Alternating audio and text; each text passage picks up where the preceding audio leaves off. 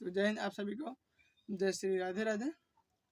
तो 2025 दुर्गा पूजा की हार्दिक बधाई आप सभी स्टूडेंट को और सारे जितने भी भारतवासी हैं सभी को। ठीक है, तो आज हम लोग हिस्ट्री यानी आधुनिक इतिहास हम लोग कर रहे थे। आज हम लोग का यानी 11 क्लास यानी 11वां क्लास। ठीक है, 10 क्लास हम लोग का पीछे हो चुका है और हम लोग पढ़ रहे थे वैदिक सभ्यता। ठीक है, तो हम लोग वैदिक सभ्यता को स्टार्ट करते हैं। इसके पिछले वाले क्लास में हम आपको वैदिक सभ्यता से कुछ रिलेटेड महत्वपूर्ण चीज़ें आपको बताए थे।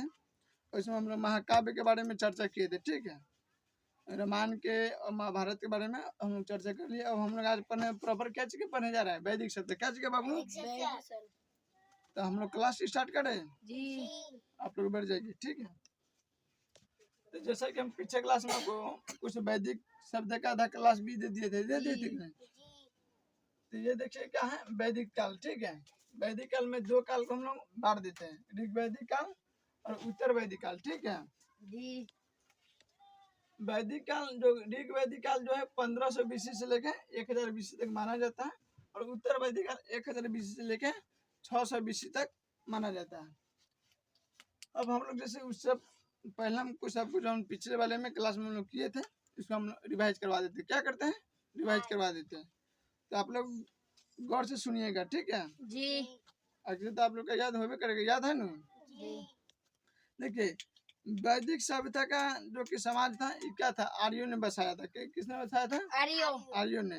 ये कहाँ से आए थे? मध्य एशिया से आए थे। ठीक है, और कहाँ रहते थे? सप्त सिंधु प्रदेश में, यानी आज के वर्तमान समय में देखिए तो पंजाब हरियाणा ये सब जितना जो जमीन है वो ही आर्य लोग बसते थे। ठीक है, ये भारत के इनका जो भाषा था क्या था? संस्कृत, यानी देवताओं की भाषा था। और जो संस्कृत नहीं बोलते थे उनके क्या बोलते थे? नीच कहते थे। क्या कहते थे? नीच। ठीक है, इसलिए भारत के लोगों का अनाथ समझता था, यानी नीच कहता था। बात समझ में आ रहा है जी।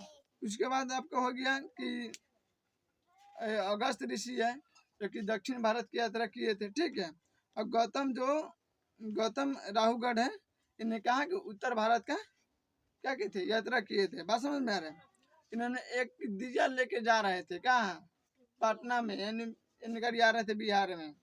गंडक नदी पार करते समय इनके दिया बुझ गया। क्या हुआ? दिया बुझ गया, दिया बुझा गया यानी गंडक नदी में। तो जब दिया बुझा देते तो लोग पटना नहीं है वहाँ से लौट गए। बोले क्या कि पाटलिपुत्रा जो क्या है? अछूतों की भूमि है। क्या जगह भूमि है?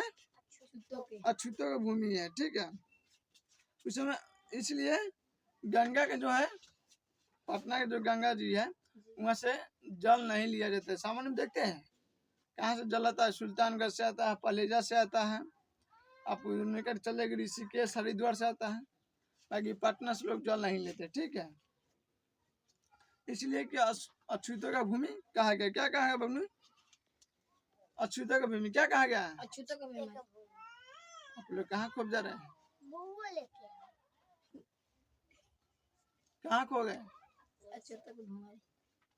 ठीक है, जल्दी आओ, बोल खराब रही।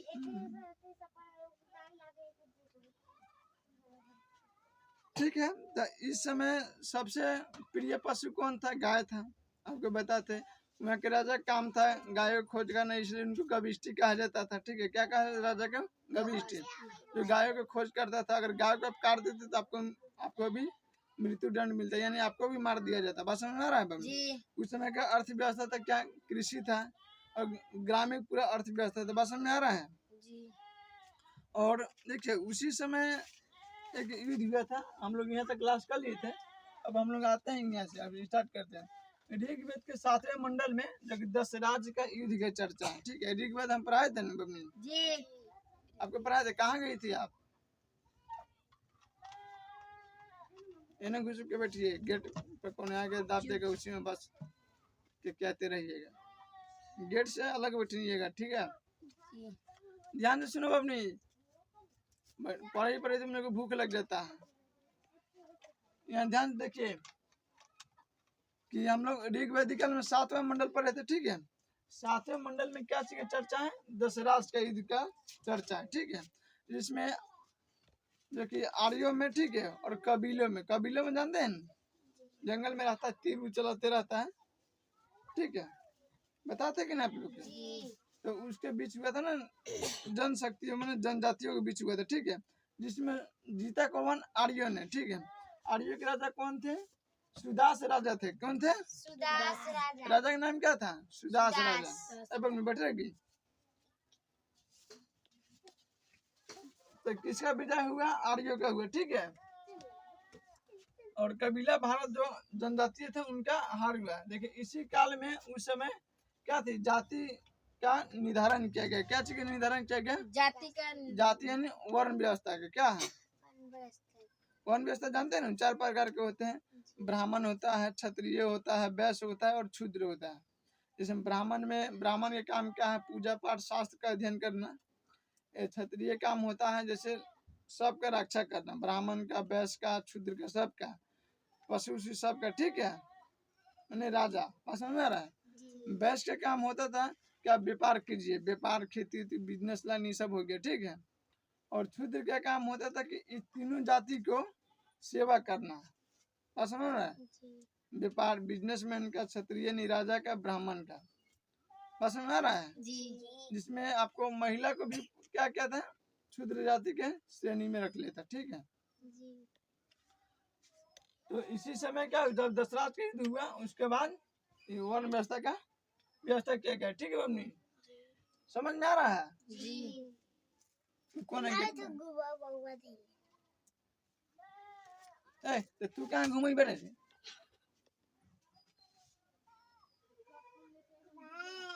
गेट पे हटाओ, बाहर आएंगे बिना पूछल देने दे। बुल मारा में के डंडा नु दे फोड़ दे ना ना। तू कथी सोचे? खाली टाटी तुरे ले भाई, मारा डंडा से ना। खाली जा पढ़ के उठ के जाएगी, देखे पूरा टाटी आ रही है टूटल। ये ध्यान से, ये बोर्ड पे है, कहाँ ध्यान है आपका?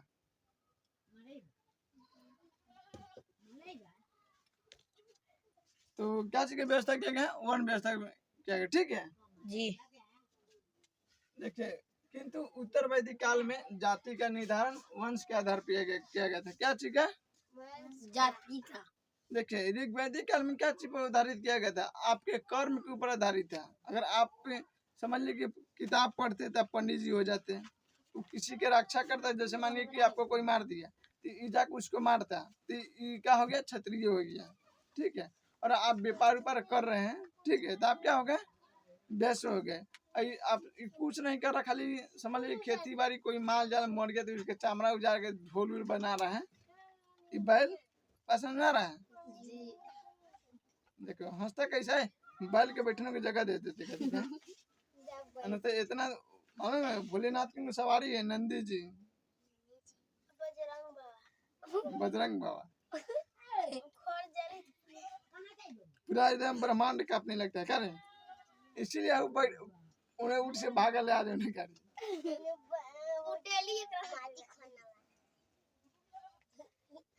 ठीक है, ये गौर से देखिए आप लोग हम बता दिए, पहले भी पता था। आप लोग तो बेकाम के गए थे पानी पीने। हम खाना सुबह ही के खाए थे। टिफिन में बयान से पैक करके ले आना। चलिए चुप हो गया सब, बहुत बात हो गया। तो देखिए ऋग वैदिक काल में आपको कर्म के आधार पर होता था, ठीक है। उत्तर वैदिक काल में आपके क्या हुआ? हटा दीजिए इसको। अरे कोई दिक्कत नहीं, बैठो। थोड़ा सा कीड़ा के देखते थे हम, फुदर फुदर हो जाता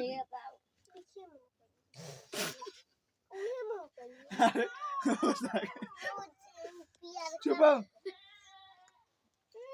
तू बहुत बोलता है लड़का। ए लड़का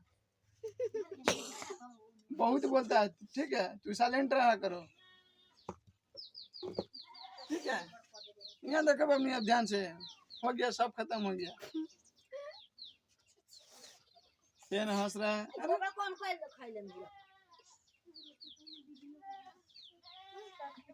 अरे बबनी सब यहाँ गौर से ध्यान से देखिएगा, ठीक है जी। ठीक है, टाइट से बोलना कीजिए, ठीक है जी। ना खटाएगी कि नहीं? तो देखिए ऋग वैदिक काल में क्या चीज हुआ था? आपके कर्म के ऊपर आपको क्या कहा जाता है, वर्ण व्यवस्था में रखा जाता है। लेकिन उत्तर वैदिक काल में क्या हुआ, आपको वंश के आधार पर कह दिया। जैसे ऋग्वैदिक काल में पंडित जी थे, यानी किताब किताब पढ़ते थे। अब उत्तर वैदिक काल में आ गए तो इनका बउआ जो होगा पंडित जी होगा। अब भले काम कर्म का ना कुकर्म करे, भले वो भैंसी उठा के फेंके, बाकी क्या है, पंडित जी है। ठीक है। अगर वो वैश्य है यानी बिजनेस करती है, तो उनका बेटा अगर शास्त्र पढ़ रहा है तो क्या है, वैसे रहेगा। ठीक है। इनका बैल के बच्चा, ठीक है, अगर बिजनेस करने लगे तो क्या छुद्रे रह जाएगा, क्या रह जाएगा, बस समझ आ रहा बबुआ। तो ये उत्तर वैदिक काल में ये आगे क्या हुआ, ऐसे अभी हम पढ़ा रहे हैं। ठीक है। तो वैदिक काल से हम क्या हुए, हम ब्राह्मण हुए। ठीक है। समझ में।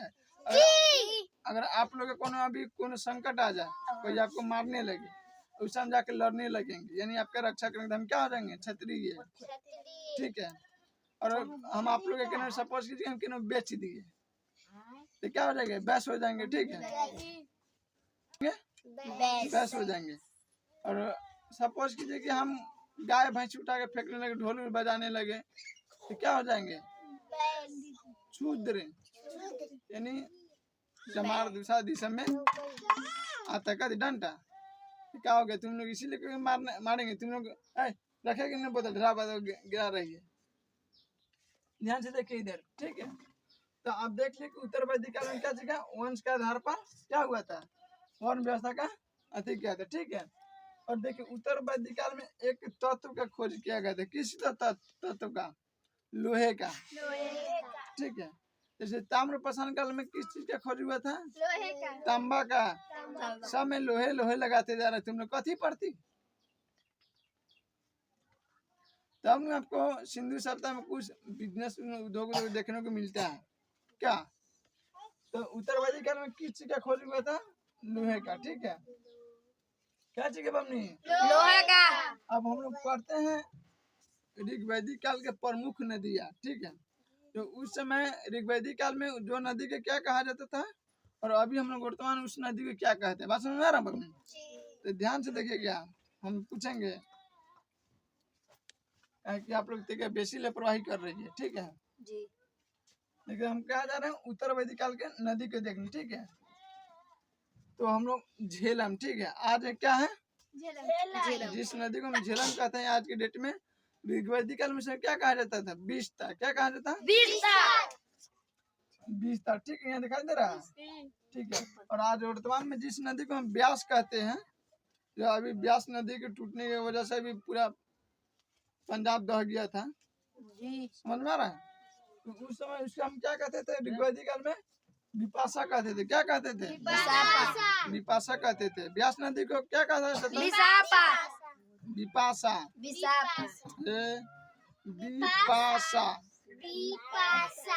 कितना आप लोग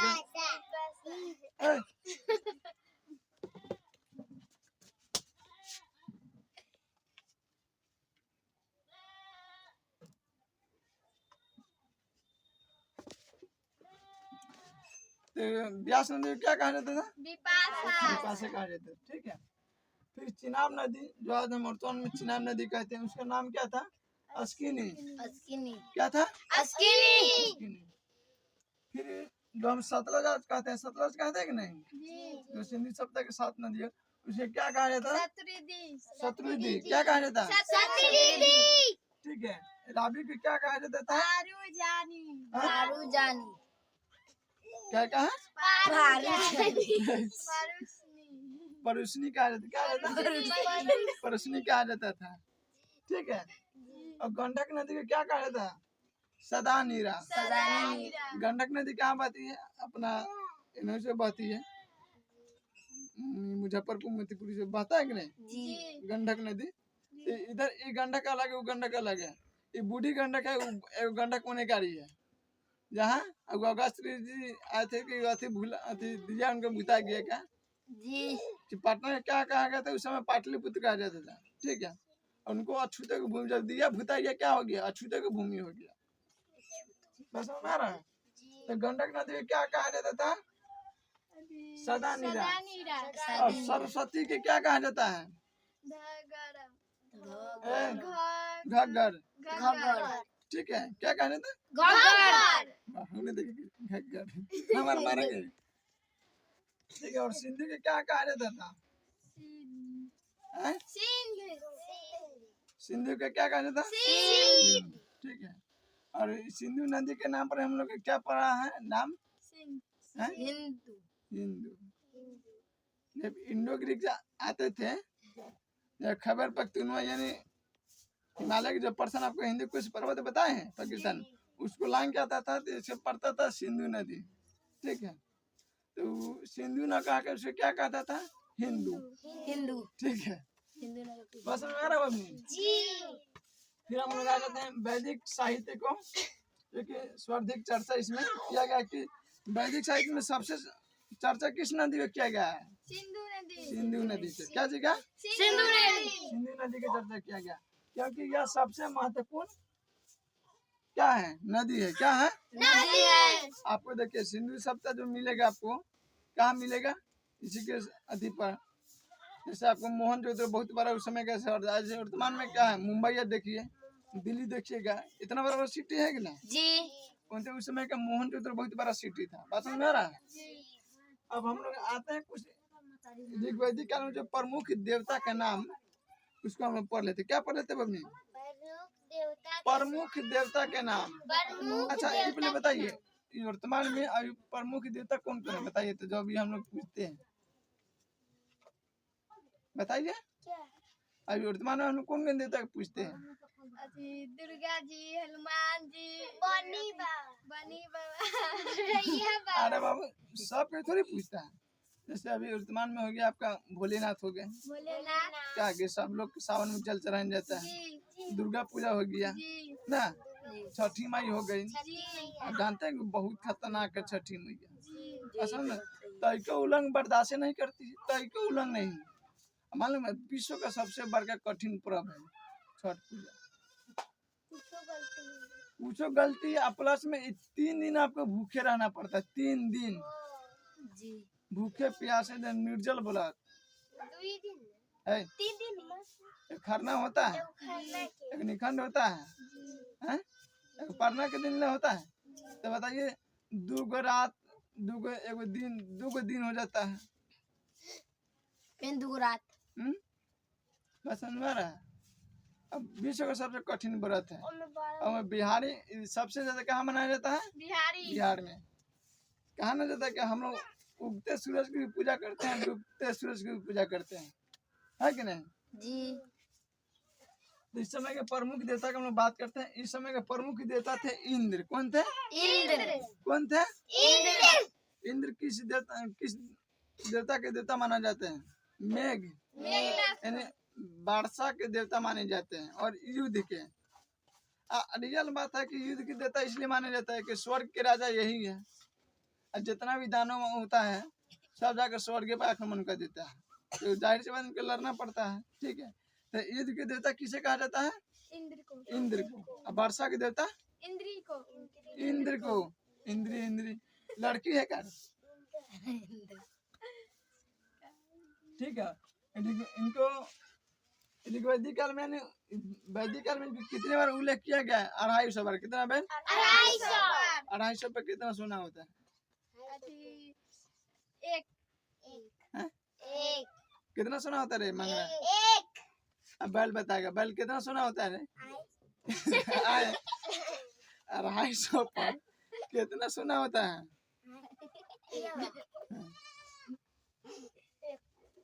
चुप हो अभी, बताएगा, बताओ। कैसे एक होता है बताइए? दुगो कैसे हो गया यार? कितना सुना होता है बाबू? एक समझ में आया पहला?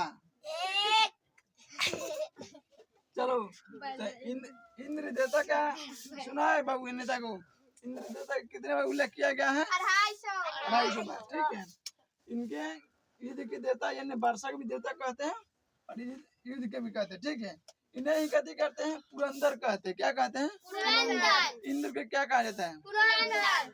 हाँ? रुको जी। क्या? पुरंदर। पुरंदर। पुरंदर क्या है? पुरंदर। पुरंदर है। ठीक है, हंसो मत, बहुत हंस लिए सब। क्या हुआ रे?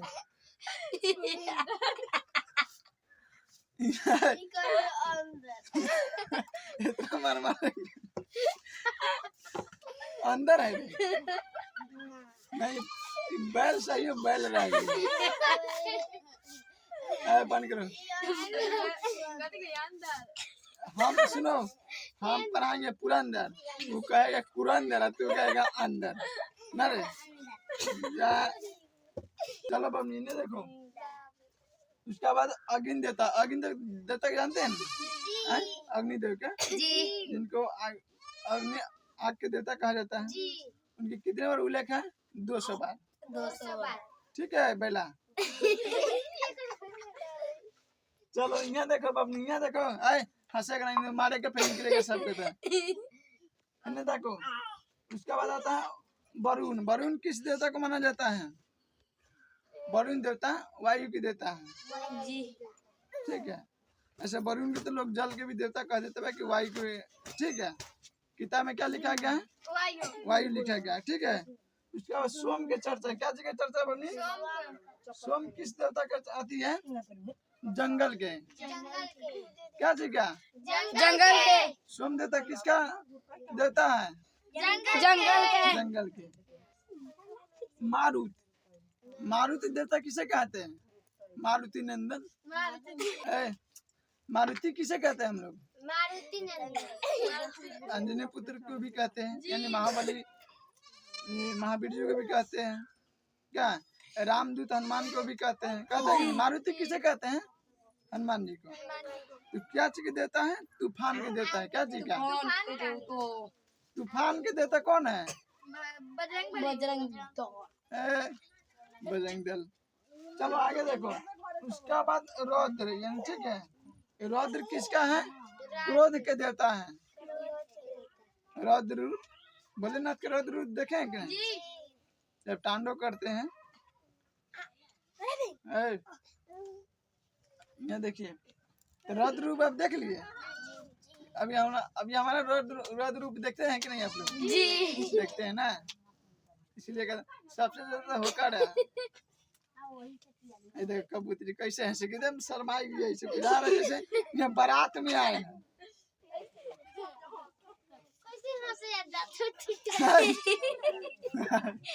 मारेंगे। चलो यहाँ देखो, बहुत तुम अब नहीं बहुत खेल लिए। देखे बाबू, इतना मत हंसो, पेट दुखा गया।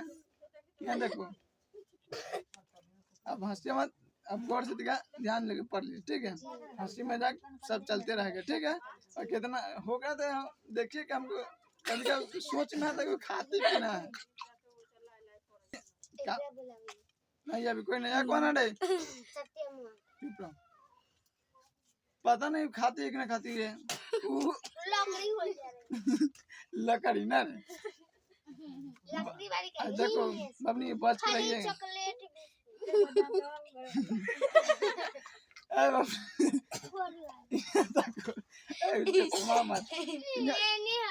यहाँ तक दुर्गा पूजा आ रहा है। ठीक है, सब लोग बच के रहिएगा। ठीक है, अब घरवा में कोई आदमी फूल तुरे मत जाइएगा। ठीक है, नहीं तो जान मुझे तो कक रखले रहेगा, लगन पड़ेगा, दशहरा होते आप लोग चल जाइएगा। ठीक है, रहल बात फूल के पेड़ लंग सांप भी रहता है। ठीक है, तो जाति गौर से ना कीजिएगा कि हाँ फूल चोरी हो के चक्कर में तुम लोग चल जाना भोर में सांप से कटवा के बस मम्मी पापा के 5 के ढक लगवा देना। जे मम्मी पापा मेला घूमने के लिए। चलो ठीक है, तो आपके बाबू क्लास इतना ही रहने दे। ठीक है, रहने दे इतने क्लास। जी आप लोग लिख लीजिएगा। जी तो बचा हुआ भाग हम लोग क्या करेंगे? कल कर लेंगे। ठीक है, उत्तर वेदिकाल हम लोग कल खत्म कर देंगे। उसके बाद हम लोग क्या पढ़ने वाले हैं? उसके बाद हम लोग जैन धर्म पढ़ लेंगे और बौद्ध धर्म, ठीक है। तो जय हिंद, आप सभी को जय श्री राधे राधे। तो आज हम लोग क्लास को इसी पर एंड करते हैं और फिर हम लोग कल हम लोग पूरा ऋग्वैदिक काल को खत्म कर देंगे और उत्तर वैदिक काल भी, ठीक है। तो आप लोग लिख लीजिए बबली, ठीक है, जल्दी लिखिए।